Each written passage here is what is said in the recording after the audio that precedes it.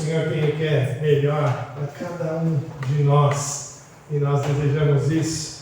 Seja bem-vindo mais uma vez, querido irmão. Que esse dia do Senhor seja para você grandioso e maravilhoso. Vamos começar aqui lendo o Salmo 95, por favor. Abra a sua Bíblia comigo no Salmo 95, para juntos nós lemos este texto que fala muito ao nosso coração.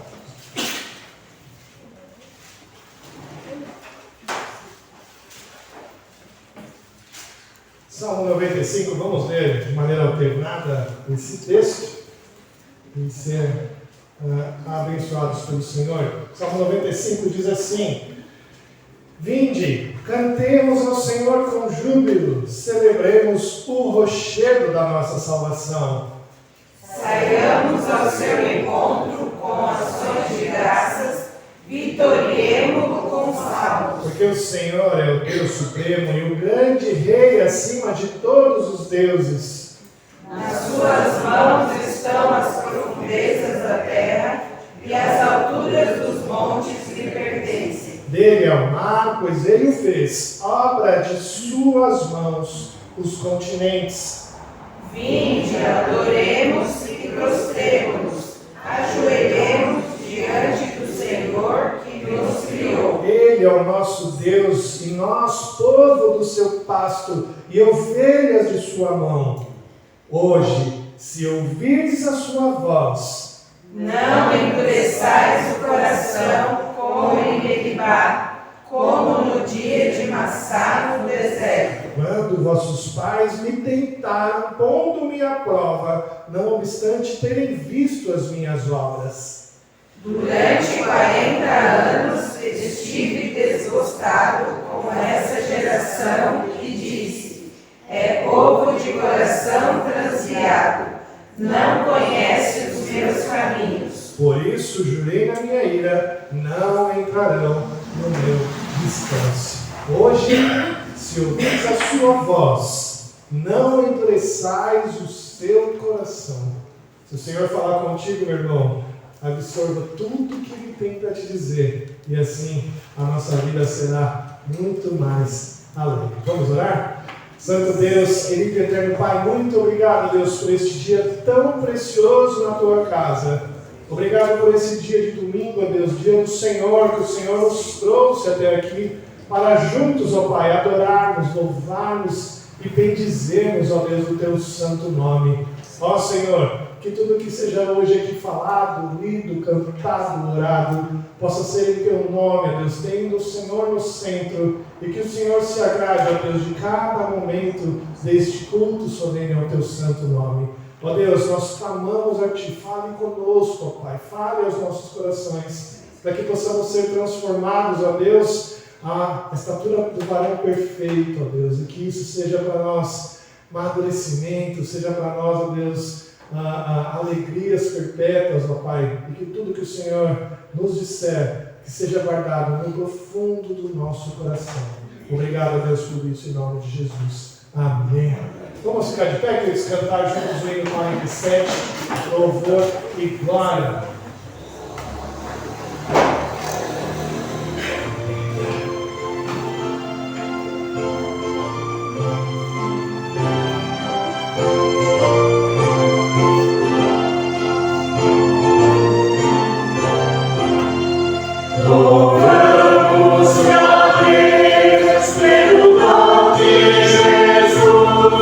E por nós pecadores morreu.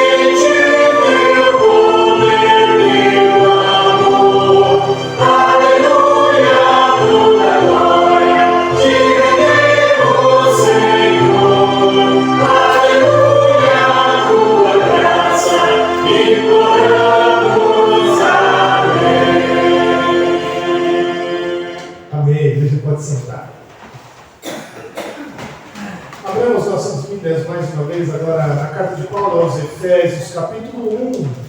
Carta de Paulo aos Efésios, capítulo 1, verso de número 15 a 23.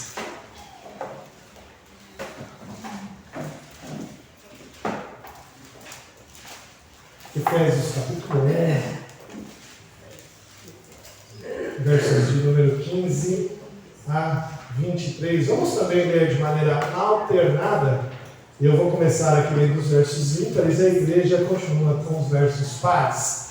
Diz assim a palavra de Deus: por isso também eu, tendo ouvido a fé que há entre vós no Senhor Jesus e o amor para com todos os santos, não cesso de dar graças por vós, fazendo menção de vós nas minhas orações, para que o Deus de nosso Senhor Jesus Cristo, Pai da glória, vos conceda espírito de sabedoria e de revelação no pleno conhecimento dele. Iluminar os olhos do vosso coração, para saberdes qual é a esperança do seu chamamento, qual a riqueza da glória da sua herança nos santos, e qual a suprema grandeza do seu poder para com os que cremos, segundo a eficácia da força do seu poder, o qual exerceu ele em Cristo, ressuscitando-o dentre os mortos e fazendo-o sentar à sua direita nos lugares celestiais, acima de todo principado e potestade, poder e domínio, de todo nome que se possa referir não só no presente século, mas também no vindouro. e pôs todas as coisas debaixo dos pés, e para ser cabeça sobre todas as coisas, o deu à igreja, O qual é o seu corpo, a plenitude daquele que a tudo enche em todas as coisas. Amém. Amém. Senhor Jesus aqui, através de Paulo, nos exortando a ter uma vida de clamor ao Senhor, pedindo a Ele para que Ele ilumine os nossos olhos, os olhos do nosso coração. É importante a gente ter isso em mente, que é o Senhor quem abre em nós esse olhar para as Escrituras. É o Senhor que abre em nós o entendimento para aprender as Escrituras. E nós devemos fazer isso, chamados por Cristo, a aprender mais das Escrituras, a ter um coração mais voltado para isso, a ter um desejo de aprendizado. Nós vamos orar hoje confessando os nossos pecados, e nós vamos orar hoje principalmente clamando a Deus para que Ele perdoe a nossa falta de entendimento.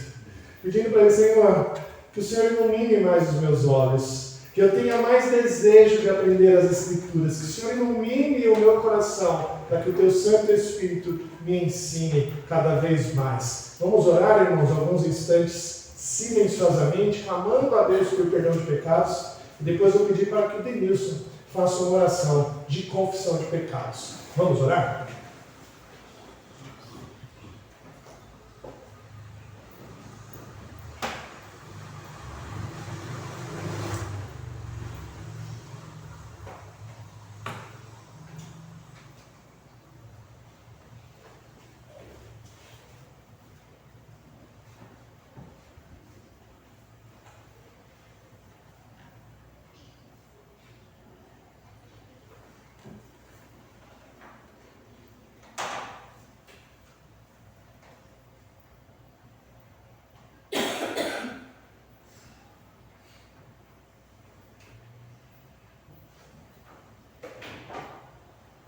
Senhor Jesus, diante da Tua presença, ó Pai, nós nos achegamos diante de Ti, ó Pai, por intermédio de Jesus Cristo, ó Deus, para Te louvar, Te bendizer, ó Deus, pelas nossas vidas, Te louvar, Te bendizer pela semana que passou, Deus, que ricamente o Senhor nos abençoou, ó Pai, e aqui estamos Te louvando e agradecendo o que Tu tem feito. E também, ó Pai, nesse momento, a Tua igreja se derrama diante de Ti, ó Deus, reconhecendo, Deus, os nossos pecados, ó Pai, e cremos, ó Deus, que o Senhor é fiel e justo para nos perdoar. E se há em nós pecado oculto, ó Deus, que o Senhor coloca diante de nós, para nos confessarmos diante de Ti, ó Pai, que sabemos, ó Deus, que o nosso pecado tem nos distanciado de Ti, ó Pai, e não queremos mais ser igual, queremos ser restaurados por Ti. Por isso nós nos derramamos diante da Tua presença. E, ó Pai, te pedimos ainda, ó Deus, que tudo aquilo que impeça, ó Deus, uma comunhão ampla contigo, que caia por terra, ó Deus, porque queremos Te louvar, queremos, ó Deus, nos aperfeiçoar, que nós possamos enxergar, ó Deus, aquilo que não é bom para conosco, para sermos pessoas santas, pessoas santificadas por Ti, ó Deus, para que assim, ó Deus, venhamos exercer o nosso papel, assim como o Senhor é corpo, assim nós venhamos ser membros ativos, ó Deus, de estar pregando, de estar Te louvando, de estar sameando a Tua palavra. Amém. Por isso nós nos derramamos diante de Ti e Te pedimos e Te louvamos em nome de Jesus. Amém. Amém, amém. Louvado seja Deus, o nosso Senhor, que é perdoador, misericordioso, Ele é gracioso em nos dar a sua misericórdia em perdoar os nossos pecados. E em gratidão a isso, nós vamos louvar ao Senhor com alguns cânticos espirituais. Eu peço que vocês coloquem de pé, nós vamos cantar junto esses cânticos. Cante ao Senhor, louve a Ele. Se você não conhece o cântico, nós vamos aprender juntos, tocar mais algumas vezes. E isso vai ser para a bênção da igreja. E aqueles que vieram preparados para entregar seus dízimos e ofertas, que façam nesse momento dos cânticos aqui no Gasoflávio. Vamos ficar de pé, vamos cantar ao Senhor. Primeiro nós vamos cantar de todas as tribos, o cântico dos vencedores por Cristo.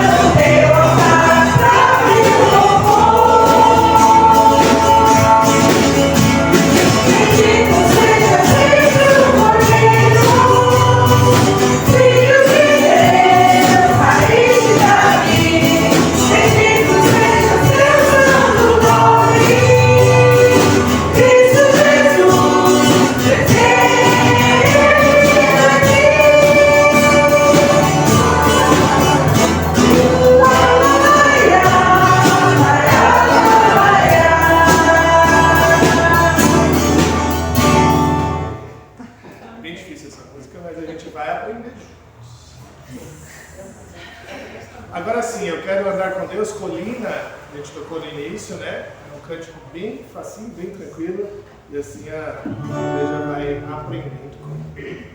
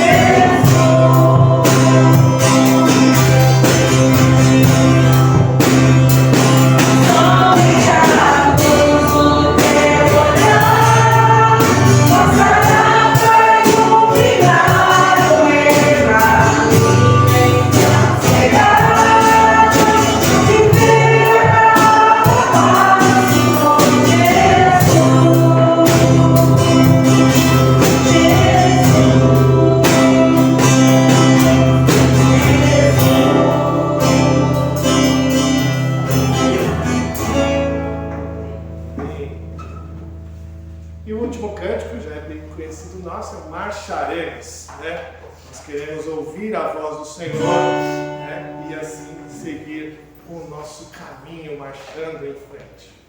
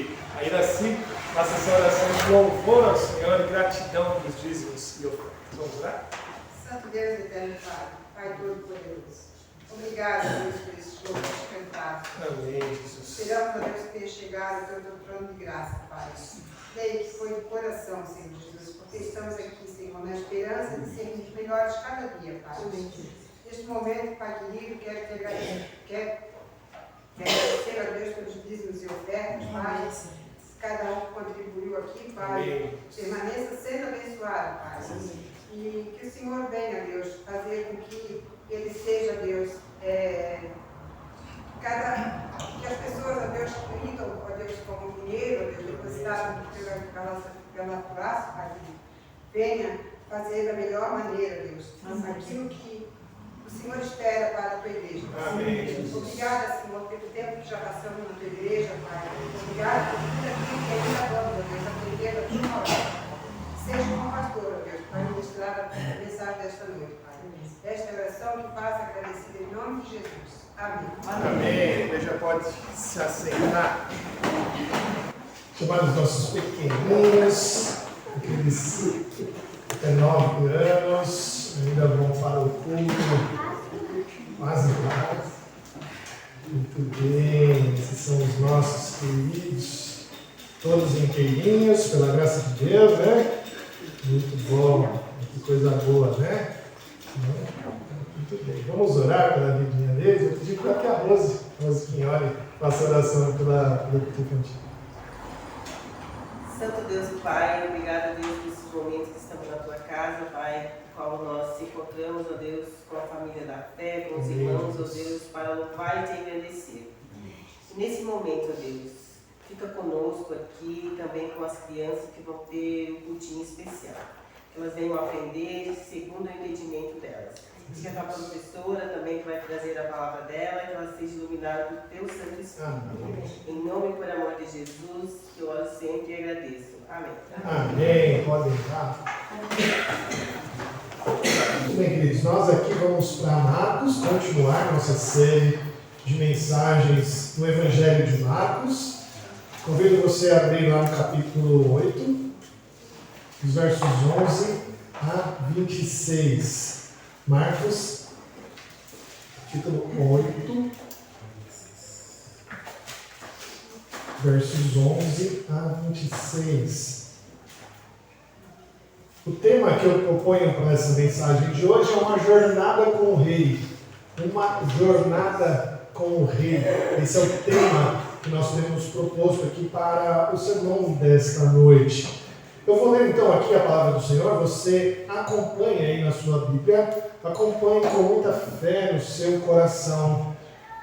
A palavra de Deus diz assim: e saindo os fariseus, puseram-se a discutir com ele, e tentando-o, pediram-lhe um sinal do céu. Jesus, porém, arrancou do íntimo do seu espírito um gemido e disse: por que pede esta geração um sinal?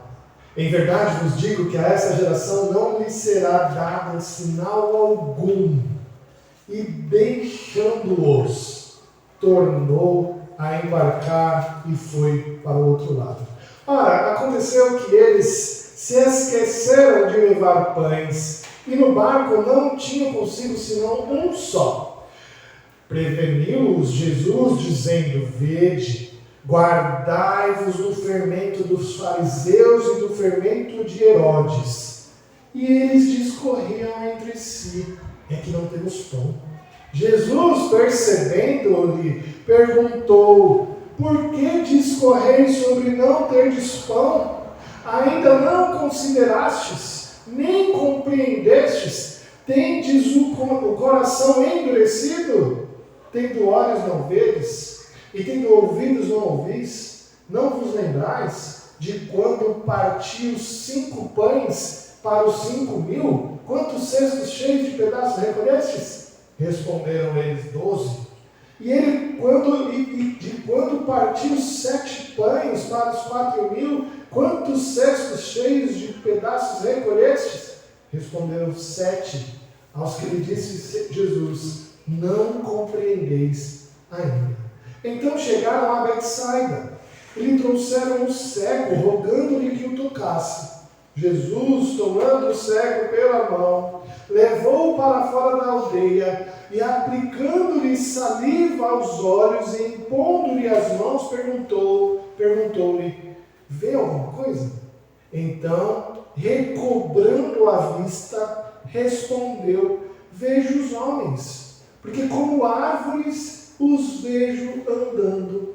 Então, novamente, lhe pôs as mãos nos olhos, e ele, passando a ver claramente, ficou restabelecido, e tudo distinguia de modo perfeito. E mandou Jesus embora para casa, recomendando-lhe: não entre na aldeia. Amém. Vamos orar? Senhor Deus, muito obrigado, Pai, pela Tua palavra. Obrigado porque o Senhor tem nos enchido a Tua graça, tem nos dado, ó Deus, de coração a Tua palavra bendita, e que nós possamos, ó Deus, aqui ser hoje confrontados por esta palavra do Senhor e entender, ó Deus, que nós temos uma jornada ainda contigo, Pai. Nós temos ainda um caminhar com o Senhor, e que o Teu Santo Espírito nos ensine isso de maneira maravilhosa, para que nunca mais nos esqueçamos, ó Deus. Obrigado, Pai, em nome de Jesus. Amém. O período da monarquia era repleto de protocolos para se ver o rei. Uma pessoa comum não podia simplesmente se apresentar diante do rei e falar com ele. Não, por isso era um grande privilégio, era um momento de honra estar diante do rei, já que o rei era visto como alguém com um caráter sagrado. Ter uma audiência com o rei, então, era sinal de um favor maravilhoso, por estar diante daquele que era o acesso direto à lei, era o acesso real, era aquele que tinha a decisão suprema, era aquele que poderia te abençoar. A pessoa que tinha uma audiência com o rei se sentia assim. Por isso, havia inúmeros protocolos para se achegar até o rei. Não podia entrar e falar com ele sem ser convidado, por exemplo. Você precisava ser convidado para isso. Você precisava passar por uma investigação dos conselheiros do rei. Você precisava ser aprovado pelos conselheiros do rei. E assim você poderia chegar no palácio e ter uma audiência com o rei. Um exemplo bom disso, interessante, é o exemplo do livro de Esther. Você deve estar lembrado que Esther, mesmo sendo esposa do rei Assuero, o rei da Pérsia, o texto diz lá que ele, quando se casou com Esther, ele a amou mais do que as outras mulheres. O rei tinha o rei se casava com algumas mulheres. E Esther era para ele a que ele mais amou. O texto diz que ele colocou a coroa de rainha na cabeça de Esther. Ela tinha então um privilégio diante das outras rainhas. E mesmo assim, quando Esther precisou falar com o rei, ou seja, quando Esther precisou interceder pelo seu povo diante do rei, ela disse assim: irei ter com o rei, ainda que seja contra a lei. Se perecer, pereci. Ela era esposa do rei, ela tinha a coroa de rainha, ela tinha o privilégio, mas ela também não podia entrar na presença do rei sem ser convidada. Se ter uma audiência com o rei já era um privilégio tamanho, imagina então passar uma temporada com o rei. Seria maravilhoso demais. Você passar um tempo com o rei seria muito bom. Você poderia ver o rei nos seus atos de justiça. Você poderia ver o rei propondo leis, decretando leis. Você poderia ver o rei abençoando pessoas. Seria algo maravilhoso passar um tempo com o rei. E o texto que nós acabamos de ler em Marcos, ele fala justamente desse privilégio. Viver uma jornada com o rei. Mas essa oportunidade estava sendo desprezada pelos que seguiam Jesus. Era uma oportunidade tamanha, você viver com o rei.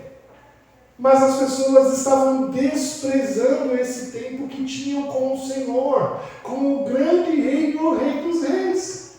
A gente vai aprender, por meio dessas 3 histórias que a gente leu aqui em Marcos, que ver o rei é um grande privilégio, um favor que ele concedeu a alguns, e que nós devemos aproveitar cada instante dessa jornada para conhecê-lo mais, para se aprofundar no que ele nos diz, para ter a sua bênção.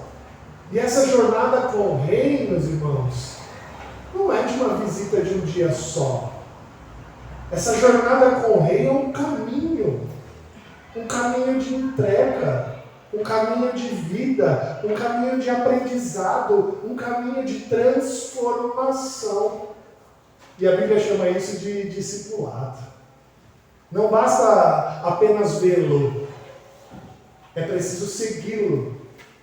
Não basta ter apenas uma audiência com ele, é preciso viver com ele. É preciso estar sob sua direção todos os dias. Então, o texto que nós lemos começa mostrando a cegueira dos fariseus. Jesus volta para o lado mais ocidental do Mar da Galileia, uma região mais judaica. Jesus tinha visitado por um tempo uma região mais pagã do lado ocidental da Galileia. E Jesus estava de volta à sua viagem, que foi chamada aqui no livro de Marcos de viagem de retiro. Jesus tentava ter um retiro com seus discípulos, mas não conseguia. Assim que Jesus desembarca, os fariseus buscam discutir com ele. Olha o termo que ele usa aqui no verso 11. Diz assim: e saindo os fariseus, puseram-se a discutir com ele e tentando. Olha só que interessante, né? A popularidade de Jesus estava crescendo demais e os fariseus estavam muito bravos com isso, estavam realmente enciumados de Jesus ter tantos seguidores que eram deles anteriormente. E esses fariseus estavam tentando Jesus. Esse termo, tentando-o, revela a hostilidade dele. Revela algo vindo do maligno para Jesus. Porque eles não estavam ali para ter uma conversa pacífica com Jesus. Eles não estavam ali para realmente ter uma palavra com o rei. Eles estavam ali para hostilizar o rei. Queridos, não é errado pedir que o Senhor confirme a nossa fé. Lembre-se disso. Não é errado você pedir para Deus assim: Senhor, confirme a minha fé no Senhor. Se isso for de sinceridade no seu coração, não tem problema nenhum. O problema aqui no texto é que o pedido de um sinal dos fariseus era um pedido hostil. Era um pedido para provocar Jesus, para pegá-lo no erro. Que sinal que eles queriam de Jesus? O que mais que eles queriam? Jesus já tinha curado a sogra de Pedro. Jesus já tinha libertado um endemoniado em Cafarnaum. Jesus já tinha purificado um leproso que estava no deserto. Ele curou o paralítico, aquele que desceu no meio da sala de Pedro. Ele curou um homem da mão ressequida. Ele curou muitos à beira-mar. Multidões espremiam Jesus e Jesus curava a todos. Ele expulsou o demônio daquele Gerazeno, dos quais os porcos se precipitaram no mar. Ele ressuscitou a filha de Jairo. Ele curou a mulher que sofria da hemorragia. Ele multiplicou pães e peixes por 2 vezes para multidões. Que mais eles queriam? Qual o sinal que eles estavam pedindo para Jesus? Que sinal é esse? Quando João Batista foi lá e pediu para que os seus discípulos fossem até Jesus e falassem: és tu que viria? Jesus respondeu acerca dos milagres que ele tinha feito e João Batista entendeu que era ele o Messias. Queridos, eles não queriam sinal nenhum de Jesus. Eles estavam cegos nos seus próprios entendimentos. Assim como Paulo fala lá aos Coríntios: mas se o nosso evangelho ainda está encoberto, é para que se percam. Mas se o nosso evangelho ainda está encoberto, é para que se percam o que está encoberto, nos quais os deuses deste século cegou o entendimento dos incrédulos. Jesus está falando aqui para eles: olha, vocês já estão perdidos. Se todos os sinais que foram feitos não serviram para vocês, vocês estão perdidos. E é por isso que Jesus tira do seu profundo íntimo um gemido. Jesus arrancou do seu íntimo um gemido. Queridos, isso indica que Jesus estava muito triste com aquela geração. Jesus estava muito triste por ver perder aquelas pessoas que não criam no seu nome. Lembre-se, Jesus é uma pessoa. Lembre-se, Jesus é alguém que tem sentimentos. E ele mesmo sabendo de tudo, ele mesmo sendo Deus e sabia de todas as coisas, mesmo ele sabendo aqueles que seriam salvos e aqueles que seriam perdidos, ele se entristeceu muito, muito. Não é por menos que Lucas relata em seu evangelho que Jesus, quando entrou em Jerusalém, chorou. Chorou por ver aquelas pessoas que não o reconheceram. O grande rei, entrando em Jerusalém, e eles não reconheceram como rei. E assim como o evangelista João, que também deixou registrado em seu evangelho, veio para os que eram seus, e os seus não o receberam. E Jesus sabia disso. Jesus sabia de todas as coisas. Mas mesmo assim, ele ficou muito triste. A tristeza profunda de Jesus estava no fato de perceber a cegueira do seu coração, do qual esperava por um Messias, daqueles que aguardavam ansiosamente a vinda do filho de Davi, mas não reconheceram nele isso.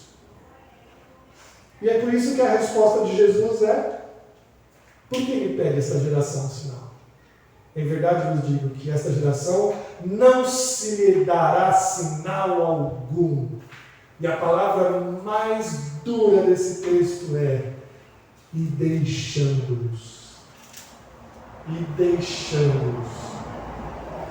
Essa palavra aqui não quer dizer que Jesus apenas saiu de cena.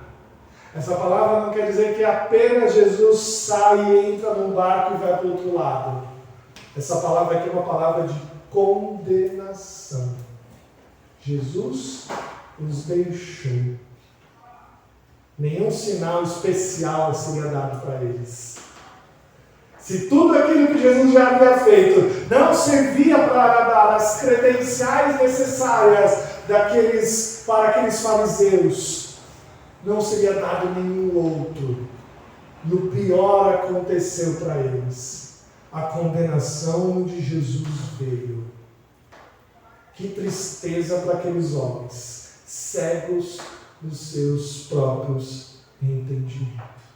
De volta para o barco, Jesus e seus discípulos estavam deixando a região de Dalmanuta, conforme o verso 10 aqui desse capítulo. E eles estavam seguindo para a cidade de Betsaida, conforme o verso 22 aqui do texto. E nessa viagem, a gente vai perceber que eles vão voltar no tema da multiplicação dos pães. Algumas vezes eles vão falar sobre pães, sobre fermento aqui, e a gente vai ver que essa história vai voltar à cena.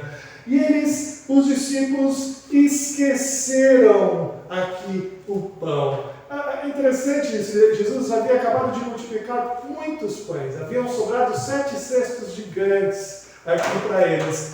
Mas a gente tem que entender, a gente não sabe o tempo que eles passaram ali em Dalmanuta. Então, pão é algo que perecia rápido. A gente não sabe se eles não guardaram o pão para si. Mas o fato é que os discípulos eram craques em esquecer comida. Eles sempre tinham pouco. Eles nunca tinham para eles mesmos. Nem mesmo para os 12 eles tinham. E aqui, mais uma vez, eles tinham apenas um pão. Apenas um pão para os 12 e para Jesus. E eles estavam preocupados com isso. Esquecemos de pegar pão, de comprar pão, de guardar pão de alguma forma.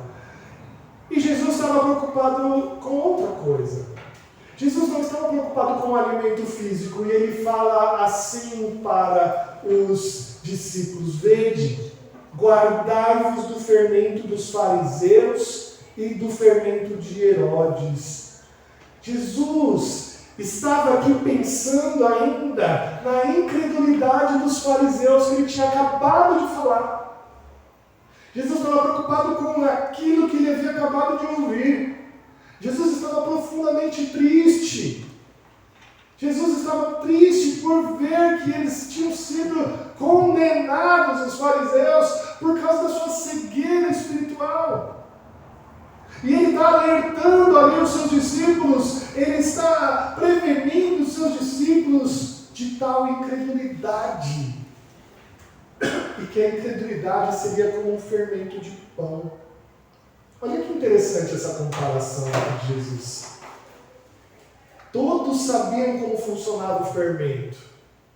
Eles sabiam que para fazer pão era necessário misturar o fermento com a farinha, um pouquinho só, para que todo o pão pudesse crescer, para que a massa fermentasse, para que a massa multiplicasse, crescesse bastante.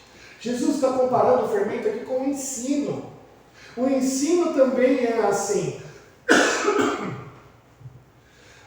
Jesus está comparando o ensino dos fariseus, aquele ensino perigoso, com um fermento que poderia chegar até os discípulos. Queridos, isso é muito importante para a nossa vida. Isso é muito importante.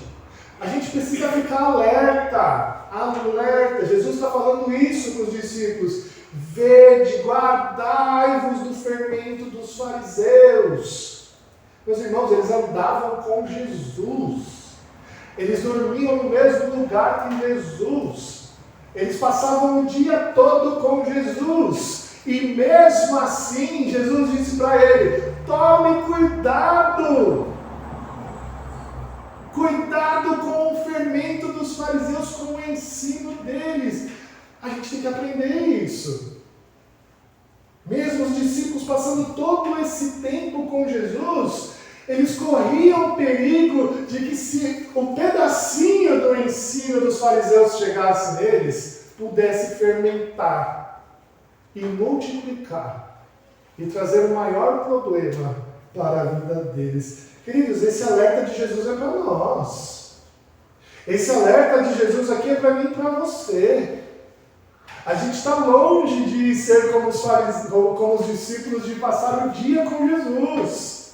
E mesmo assim, a gente tem dado ouvido a muitos fariseus. A gente tem dado ouvido a muitos ensinos errados. Muitos crentes de hoje gostam de dar atenção a falsos profetas, que com uma palavra doce nos atrai e joga um pedacinho de fermento. E esse pedacinho de fermento pode gerar em nosso coração um baita de um problema. Toma cuidado, Jesus está alertando você.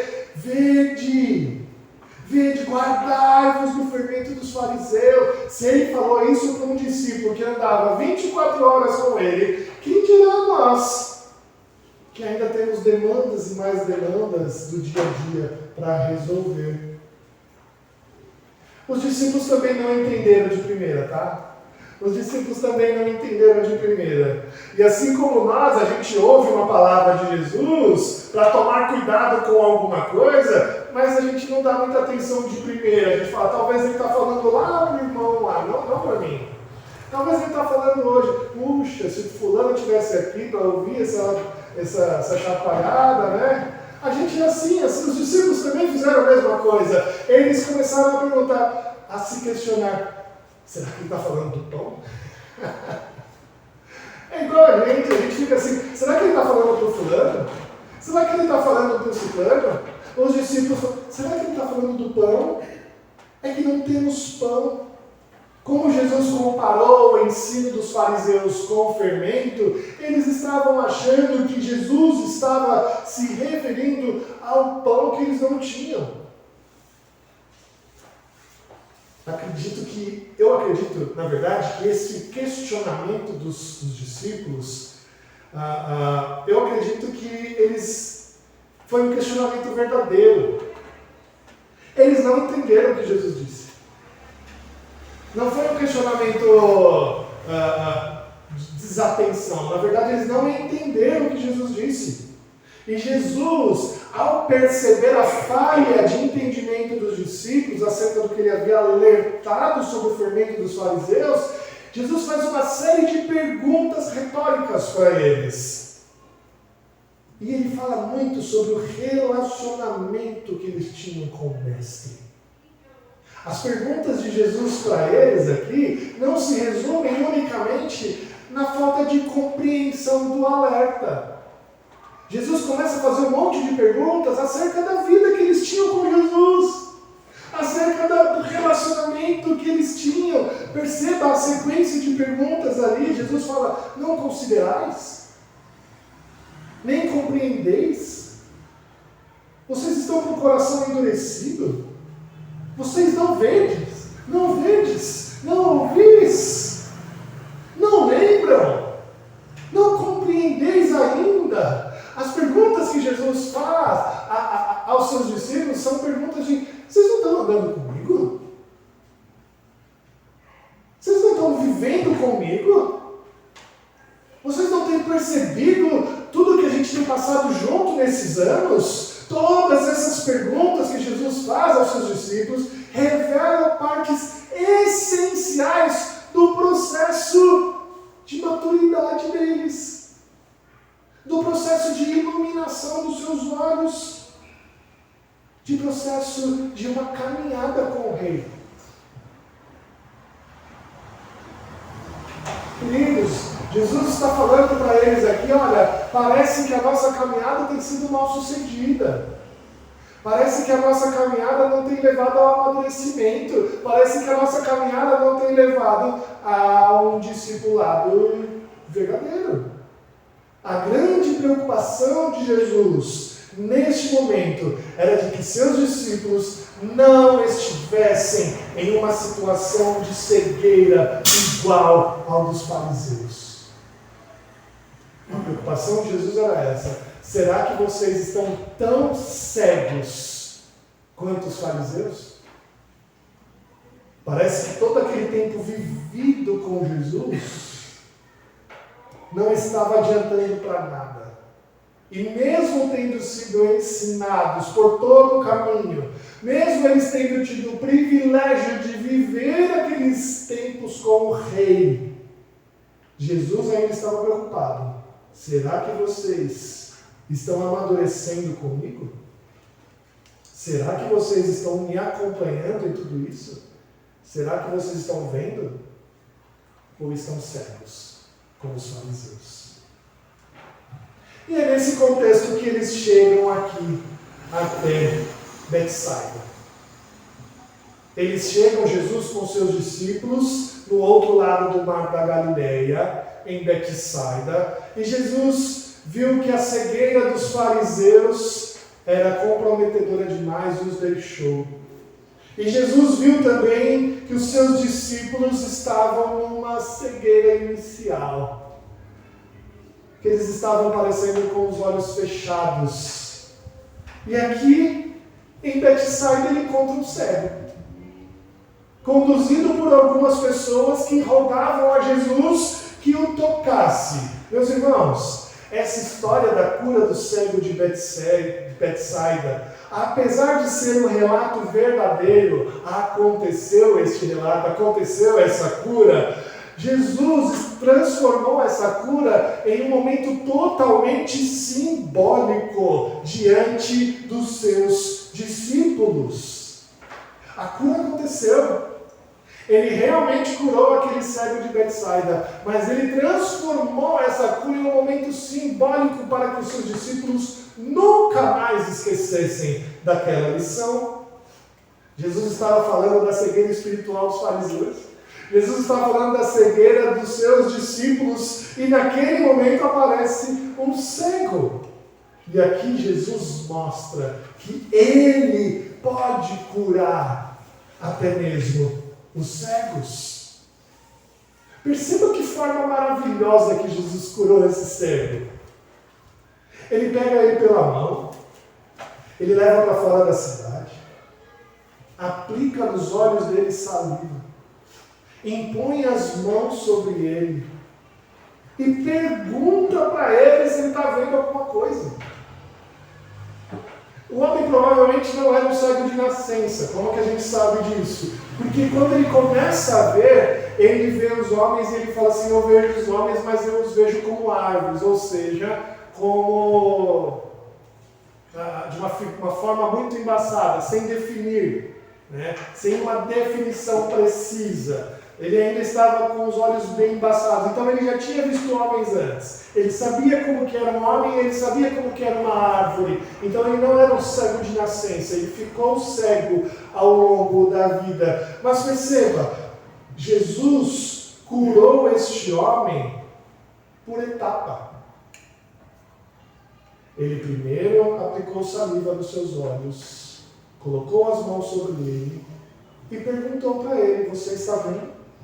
E ele respondeu: eu já vejo, mas eu vejo os homens como árvores. Ou seja, ainda está muito embaçado. E aí Jesus novamente coloca as mãos nos olhos daquele homem. E somente naquele momento ele o curou perfeitamente. É muito interessante.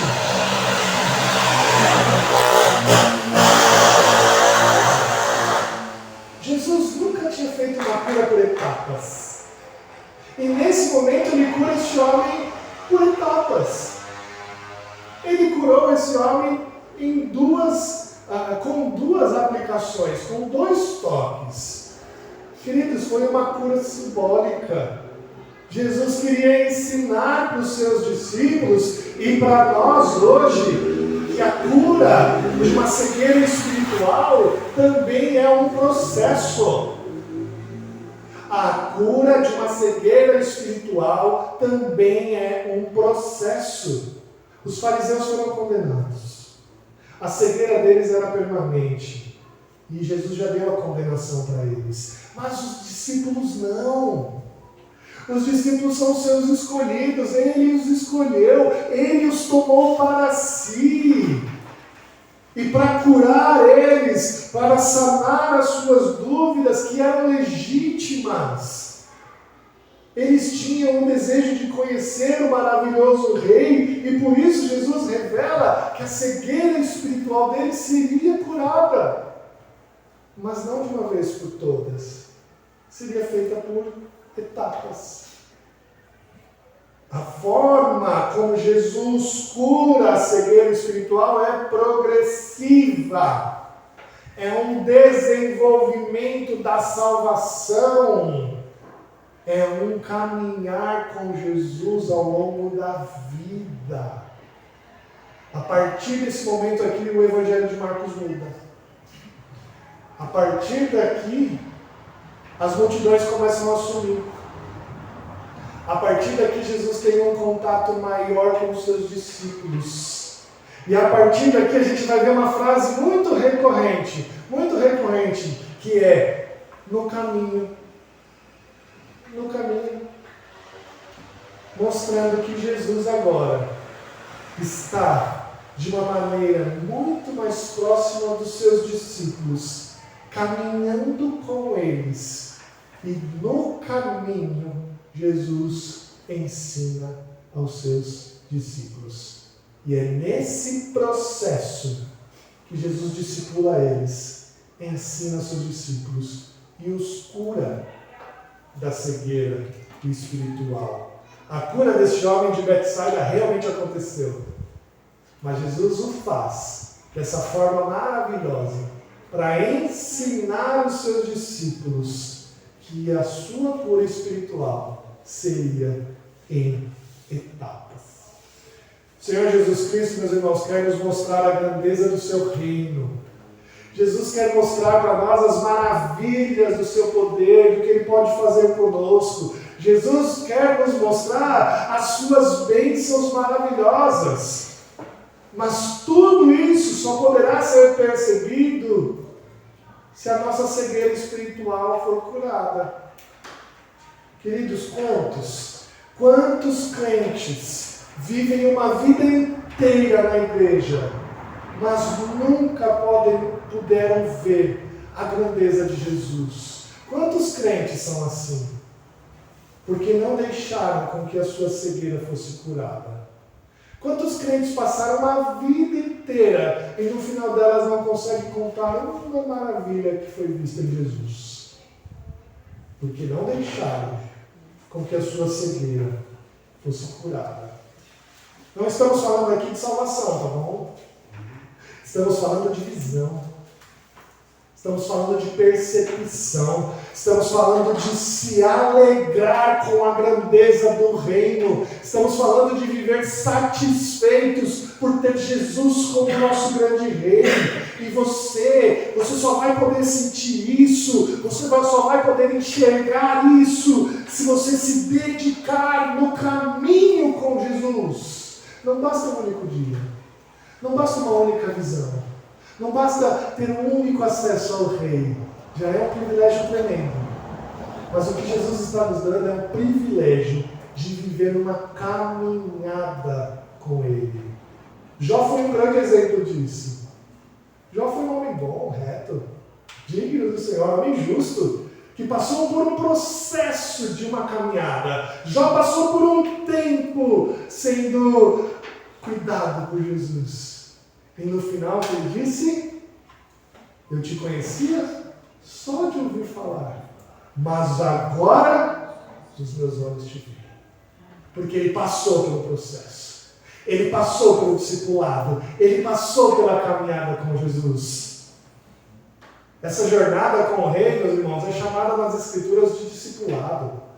O Senhor nos faz discípulos, discípulos sendo discipulados e gerando discípulos. É isso que Jesus fala. Paulo, quando foi chamado também pelo Senhor, ele foi acometido de uma cegueira. Quando o Senhor chama Paulo para o ministério, Paulo ficou cego.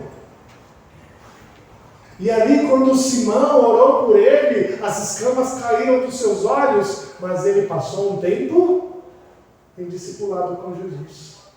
Passou 3 anos no deserto com Jesus. Ele teve um processo com o Senhor. E no final da sua vida, ele conta para nós lá em 2 Timóteo, capítulo 4, verso 7, combati o bom combate, completei a carreira, guardei a fé. Já agora a coroa da justiça está guardada, a qual o Senhor, reto juiz, me dará naquele dia. Ele comparou a sua vida com uma carreira, uma jornada com o Mestre, com Jesus. Ele percebeu que toda a sua vida de combate foi, na verdade, uma carreira. E ele estava aguardando o dia que a coroa da justiça fosse colocada na sua cabeça. Esse é o nosso desafio, meus irmãos. Viver uma vida com Jesus. Viver uma caminhada com Jesus. Seguindo, sendo instruídos por Ele, guardando os seus mandamentos, aprendendo o seu desejo, a sua vontade, e sendo curados, e aproveitando a jornada, para que quando a cegueira for diminuindo, a gente possa perceber quão grande é o Senhor, quão grande é o nosso Deus, quão maravilhoso é esse nosso Senhor. E essa cegueira será então um dia totalmente eliminada, e a coroa da justiça colocada em nossa cabeça. Que Deus nos abençoe. Amém. Vamos cantar mais um hino? Vamos ficar de pé? Cantar o hino 49. Sempre vencendo.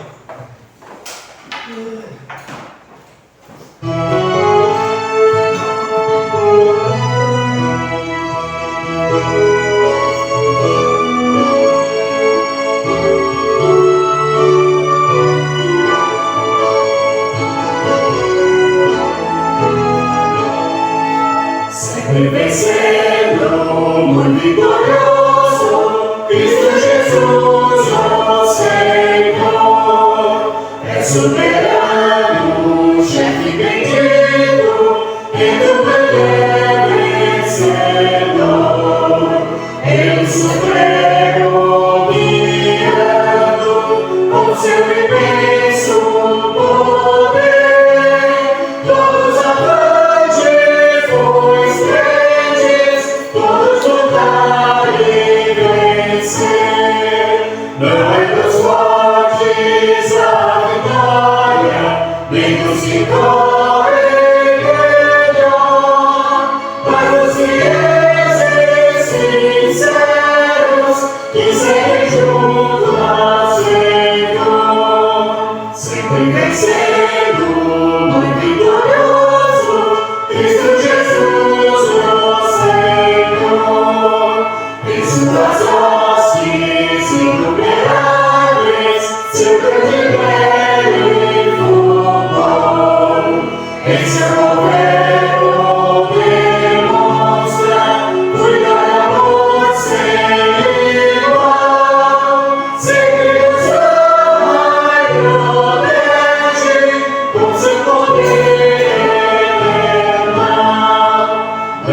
os fortes a vitória, ricos que correm melhor, mas os fiéis e sinceros que seguem junto ao Senhor.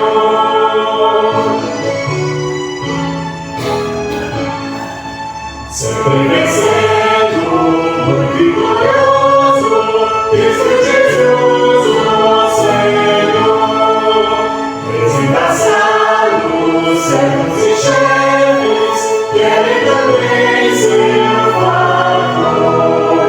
Senhor, desejo e te imploro que me permitas mudar, sempre a teu lado e vencer, até meus dias findar.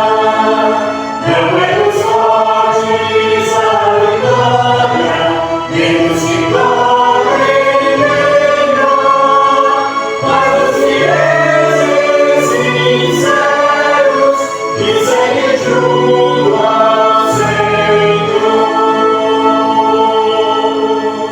Amém. Vamos orar. Santo e eterno Deus, obrigado, Pai, porque o Senhor prometeu estar conosco todos os dias da nossa vida.